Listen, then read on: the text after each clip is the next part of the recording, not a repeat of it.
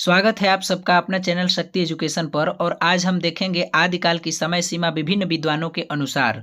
और जो भी इसके पहले का जो क्लास है इसके डिस्क्रिप्शन में लिंक दे दिया है कि जो कौन सा विद्वान साहित्य नामकरण लेखन की परंपरा हमने बताया इसमें। तो ये इस क्लास में हम देखेंगे कि कौन सा विद्वान जो है आदिकाल को क्या क्या नाम दिया है और कौन सा समय सीमा निर्धारण किया है। तो यहाँ से बिल्कुल प्रश्न आते हैं। अगर आप बीपीएससी तैयारी 4 या यूपीटीएसटी किसी भी स्टेट लेवल या कोई भी एग्जाम हिंदी की तैयारी कर रहे हैं तो बिल्कुल आप सही जगह पे हैं। तो देखिए यहाँ पर आचार्य रामचंद्र शुक्ल की बात करें तो 1050 से 1375 विक्रमी संवत तक, और सन की बात करें तो 993 से 1318 ईस्वी तक इन्होंने आदिकाल की समय सीमा का निर्धारण किया है। और सबसे प्रमाणिक भी है, ये सब सर्वमान्य मत है, यानी कि जितने विद्वानों ने अभी तक आदिकाल का जो भी नामकरण किया है वो सभी में सबसे प्रमाणिक और सर्वमान्य मत किनका है? आचार्य रामचंद्र शुक्ल का। अगर संवत की बात की जाए तो इसमें आप 57 वर्ष घटा देंगे तो सन निकल जाएगा। अगर सन से संवत बनाना है तो 57 वर्ष जोड़ देना है, किसी भी चीज की बात कर रहे हैं तो यहाँ पर संवत और यहाँ पर दोनों ये इसलिए लिखा है कंफ्यूज ना हो।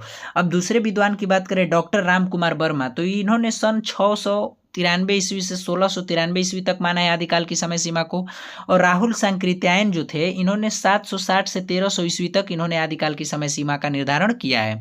तो ये टाइम पीरियड में सबसे ज्यादा पूछे जाने वाला ये जो 1050 से 1375 यानी 993 से 1318 VIMP रामचंद्र शुक्ल का कई बार पूछा गया। यूपीटीएसटी पीएचडी बीपीएससी तैयारी 4-3 इसके पहले जो भी हुआ या और उसके पहले जो भी हुआ था। तो आई होप आपको अच्छे तरीके से समझ में आ रहा होगा। आगे चलते हैं। नामकरण की समस्या या विवाद क्यों हुआ?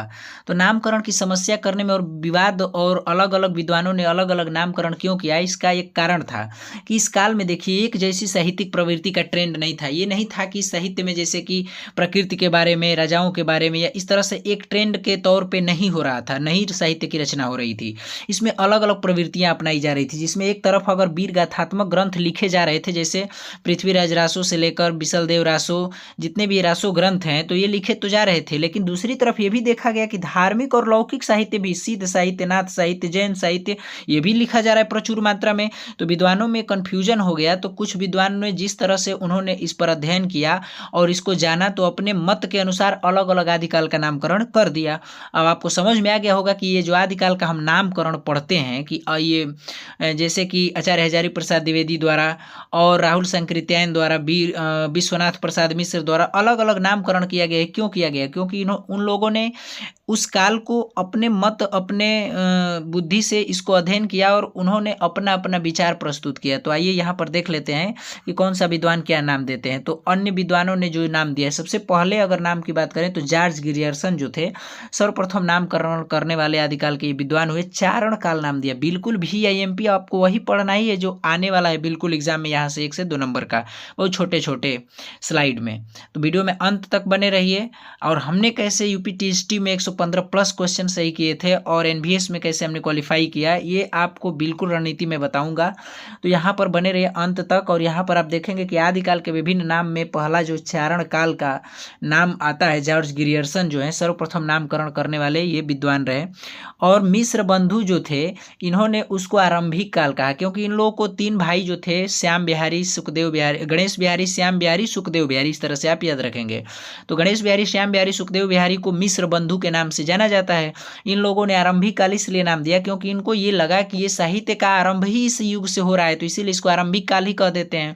वीर गाथा काल, आचार्य रामचंद्र शुक्ल जो इनका बहुत बार पूछा गया है कि रासो ग्रंथ की प्रधानता के कारण बिसलदेव रासो उससे लेकर के पृथ्वीराज रासो से लेकर के जितने भी रासो ग्रंथ की रचनाएं हुई, तो उसके आधार पर इन्होंने देखा कि जो आश्रय दाता रहते थे, कभी राजाओं के आश्रय में रह करके कभी राजाओं की बहुत वीरता का चित्रण करते थे, अतिशयोक्ति अलंकार का भी प्रयोग किया जाता था। तो उस समय वीरों की गाथाओं का वर्णन हो रहा था। इस आधार पर इन्होंने रामचंद्र शुक्ल जी ने वीर गाथा काल नाम दे दिया। तो आई होप आपको समझ में आ रहा होगा कि विद्वानों ने क्यों अलग अलग नामकरण किया था। अगला हम टॉपिक देखते हैं कि अगले कुछ विद्वान आदिकाल को, जैसे आचार्य हजारी प्रसाद द्विवेदी की बात करें तो आचार्य हजारी प्रसाद द्विवेदी की बात करें तो ये आज सबसे ज्यादा नाम प्रचलित है आचार्य हजारी प्रसाद द्विवेदी का। सर्वमान्य मत भी है, आदिकाल को आदिकाल इन्होंने ही कहा था, आचार्य हजारी प्रसाद द्विवेदी। अगला है राहुल सांकृत्यायन। तो राहुल सांकृत्यायन ये घुमक्कड़ कवि थे, सिद्ध सामंत काल कहा। अब सिद्ध सामंत काल कहने का पीछे एक कारण यह था कि राहुल सांकृत्यायन जी ने 84 सिद्धों को बहुत विस्तृत जानकारी, उन्होंने अपने सिद्धों के बारे में बहुत विस्तृत जानकारी का अध्ययन भी किया था, ग्रहण किया था, जानकारी प्राप्त की थी। और जानकारी प्राप्त करने के बाद इन्होंने अपनी रचनाओं में पूरे सिद्धों के बारे में बताया था और 84 सिद्धों की बात करी थी, जिसमें सबसे पहले सिद्ध जो है कौन हुए, सरहपा को माना था। सबसे पहले सिद्ध किसको माना था, सरहपा को माना था। यहाँ पर आप याद रख सकते हैं सरहपा को। तो सरहपा को इन्होंने माना और उस आधार पर सिद्ध सामंत काल इसको नाम दे दिया गया, सिद्ध साहित्य के आधार पर, राहुल सांकृत्यायन जी द्वारा। अब दूसरा अगला है बीज वपन काल महावीर प्रसाद द्विवेदी। तो आप कंफ्यूज ना हो कि अगर आचार्य हजारी प्रसाद द्विवेदी की बात है तो आदिकाल सर्वमान्य मत, बीज वपन काल तो महावीर प्रसाद द्विवेदी जी ने कहा। संधि काल एवं चारण काल कौन कहा, तो डॉक्टर राम कुमार वर्मा ने संधि काल एवं चारण काल कहा। बात समझ रहे हैं कि संधि काल चारण काल दो नाम कौन दिए, तो यहाँ पर डॉक्टर राम कुमार वर्मा ने भी दिए। अगला हम कुछ विद्वानों को देखते हैं, महत्वपूर्ण विद्वान। आई होप आपको अच्छे समझ में आ रहा होगा और वीडियो में अंत तक बने रहिए, क्योंकि हमने ये टॉपिक से उन्हीं विद्वानों को लिया है जिनसे प्रश्न बिल्कुल पूछे गए हैं और अगले आने वाले एग्जाम में भी पूछे जाएंगे। तो आप बिना टेंशन के एकदम चंद मिनटों में छोटे छोटे क्लास को देखते हुए आपका हिंदी साहित्य बिल्कुल मजबूत होने वाला है। और रणनीति यही है कि हमने भी इसी तरह से छोटे छोटे चीज़ों को नोट्स बना करके इसी तरह से पढ़ाई की थी और अभी भी हम अध्ययन रत्न भी हैं। और आपको भी हमारी जो सलाह है यही रहेगी कि बहुत बड़े कोर्स वगैरह या इस तरह की चीज़ों में ना पड़े। कुछ किताब हम आगे वीडियो में बताएंगे आपको कौन सा लेना है और क्या करना है। तो अगले कुछ विद्वानों को हम देख लेते हैं। वीरकाल नाम कौन देते हैं, तो विश्वनाथ प्रसाद मिश्र। और अगला जो विद्वान है डॉक्टर धीरेन्द्र वर्मा और चंद्रधर शर्मा गुलेरी, इन्होंने इसको अपभ्रंश काल कहा, क्योंकि अपभ्रंश जो भाषा है उसका भी प्रयोग शुरुआती दौर में बहुत ज़्यादा हो रहा था, तो इसीलिए इन लोगों ने अपभ्रंश काल नाम दे दिया। तो आई होप आपको समझ में आया होगा। पहली बार है तो लाइक सब्सक्राइब शेयर कमेंट जरूर कर सकते हैं। और रणनीति यही है कि आपको बहुत ज़्यादा स्ट्रेस नहीं लेनी है और बीपीएससी तैयारी 4 के लिए हिंदी साहित्य का और व्याकरण का बिल्कुल आप इस पर स्लाइड वाइज प्लेलिस्ट के तौर पर आप देख सकते हैं। शुरू में ये दूसरा आज क्लास है, इसके बाद तीसरा चौथा आपको मिलता रहेगा और जीके की भी क्लास आपको इस पर मिलती रहेगी। तो वीडियो में पहली बार है तो लाइक सब्सक्राइब शेयर कमेंट जरूर करिएगा और बताइएगा कि अगला टॉपिक आपको किस चीज़ पर चाहिए।